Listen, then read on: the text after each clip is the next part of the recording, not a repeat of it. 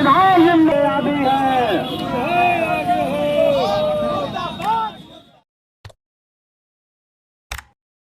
संविधान में आदि है।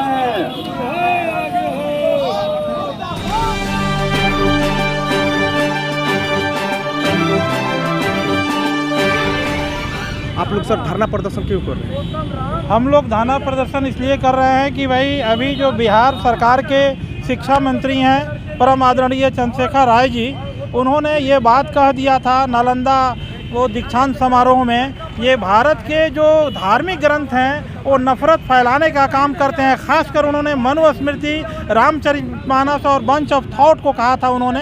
तो मैं ये कहना चाहता हूँ आप लोगों के मीडिया के माध्यम से कि उन पर जो है एक संत, मैं तो उसको संत नहीं मानता हूँ, परमहंस आचार्य है, जो कहा कि उनका जबान काट के लाएगा उसको 10 करोड़ का इनाम देंगे।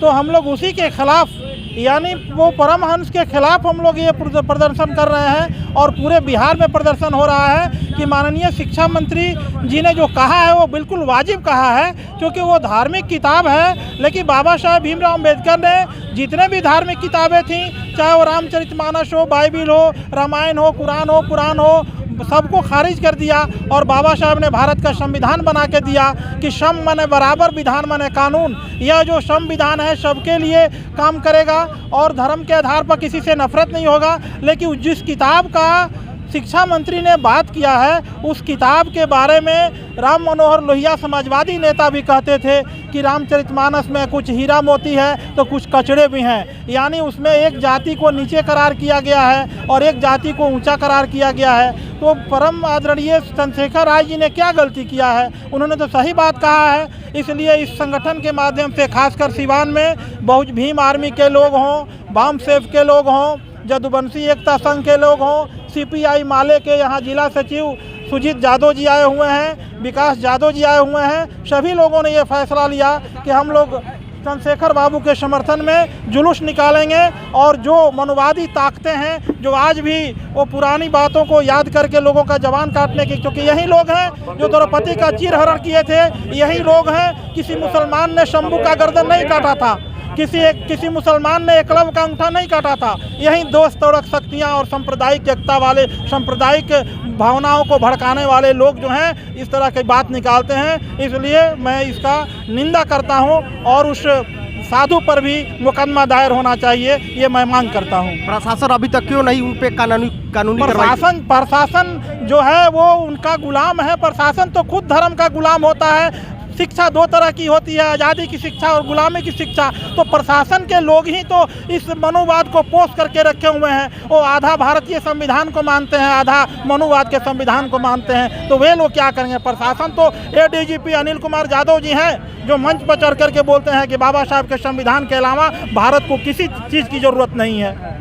आपका परिचय? मेरा नाम प्रोफेसर डॉक्टर वीरेंद्र प्रसाद यादव हुआ।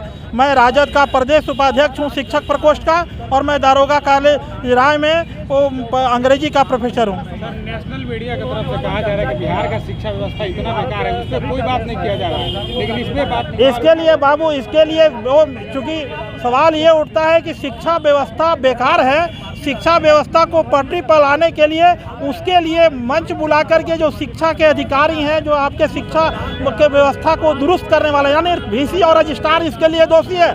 VC और रजिस्ट्रार और परीक्षा नियंत्रक वे पैसे उठाते हैं, समय पर एग्जाम नहीं लेते हैं। वे लोग जो हैं पैसा ले लेते हैं महीना और घर जाते हैं। विद्यार्थियों का अगर भविष्य गर्त में है तो सरकार इसके लिए जिम्मेवार नहीं है, इसके लिए विश्वविद्यालय प्रशासन जिम्मेवार है। क्योंकि भारत के दक्षिण राज्यों में सारा सेशन अपडेट है और यहाँ के जो विश्वविद्यालय के कर्मचारी हैं वे इसके लिए जिम्मेवार हैं कि तनख्वाह उठाते हैं और बच्चों का एग्जाम समय पर नहीं लेते हैं और रिजल्ट भी समय पर नहीं देते हैं। अगर विश्वविद्यालय में भ्रष्टाचार है तो बच्चों को अधिकार बनता है कि वो रजिस्ट्रार का घेराव करे, VC का घेराव करे और एग्जामिनेशन कंट्रोलर का घेराव करे और उनसे लिखित मांगे कि मेरा सर्टिफिकेट क्यों विलम्ब से मिला, क्यों घूस लिया जा रहा है, क्यों परीक्षा जो है वो बाधित हो रही है। क्योंकि सरकार तो इन लोगों को पैसा दे रही है, तनख्वाह उठा रहे हैं। ये भी उठाया जा रहा है कि वो नौजवानों को गुमराह कर रहे हैं। प्रोफेसर साहब नौजवानों को गुमराह कर रहे हैं। नहीं, ये पर इसमें कहाँ विद्यार्थी को परीक्षा देता है तो उसको सरकार से पूछने का भी हक है। आइए विकास बाबू, आइए सुजीत बाबू, आप बताइए। मैं पूछता हूँ ये लोग नौजवानों के बेरोजगार का मांग करते हैं। मैं पूछता हूँ, अभी जो बेरोजगारी है वो बहुत दिनों से बेरोजगारी चली आ रही है। माननीय उप मुख्यमंत्री तेजस्वी जी ने कहा है, वादा किया है कि हम नौजवानों को रोजगार देंगे और भारत को विकसित बनाएंगे, लेकिन आज के डेट में ये मनुवादी ताकतें हैं। जिन बच्चों के लिए रोजगार चाहिए था, उन्हीं बच्चों के हाथों में तलवार, बंदूक, लाठी पकड़ा दिया है, और जिन बच्चों को आरक्षण के तहत नौकरी मिलना चाहिए था, वे बच्चे जो हैं धर्म के लिए लड़ रहे हैं। आने वाले पीढ़ी में काफ़ी जो है इन लोगों को दिक्कत पैदा होगी। एक बाबा साहब ने भारत का संविधान लिखा और सबके लिए योग्यता के मुताबिक काम और ज़रूरत के मुताबिक समान की बात किया। बाबा साहब का, अम्बेडकर का संविधान अगर मान लिया जाए तो भारत का नक्सलवाद, आतंकवाद, गरीबी, महंगाई, भूखमरी सभी खत्म हो जाएगा। और ये जो दिल्ली में सरकार बैठी हुई है, वो भारत के सारा पैसा उद्योगपतियों को, पूंजीपतियों को दे रही है। इसलिए ज़रूरत इस बात की है कि नौजवानों को जात धर्म से ऊंचा उठ करके, संगठित होकर के, गोलबंद होकर के, और हर सरकार के से मांग करे वो कि हमारा समस्या जो है बेरोजगारी है, उसको दूर करो। ये पुतला दहन जो है माननीय मंत्री चंद्रशेखर जी के समर्थन में है, और उनको जीभ काटने का जिन्होंने धमकी दिया है पाखंडी आचार्य परमहंस, उसके खिलाफ है। और ऐसे पाखंडियों के ऊपर देशद्रोही का मुकदमा करके और उनको जेल के अंदर, सलाखों के अंदर जो है भेज देना चाहिए, क्योंकि समाज में नफरत ना फैले। ये पाखंडी जो है जीवन भर जो है लोगों को भिक्षा लेकर के और अपना रोजी रोटी चलाते हैं, है ना, और अपना घर भरते हैं और समाज में नफरत फैलाते हैं। तो ऐसे लोग, ऐसे पाखंडियों को जो है, ऐसे धर्मगुरुओं को जेल के अंदर होना चाहिए। माननीय न्यायालय से हमारा आग्रह है।